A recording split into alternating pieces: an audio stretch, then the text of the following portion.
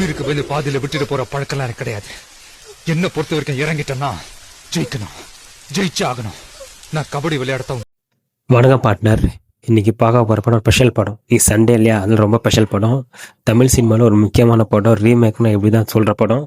S, அந்த படம் தான் கில்லி, விஜயனோட ஆல் டைம் ஃபேவரட்.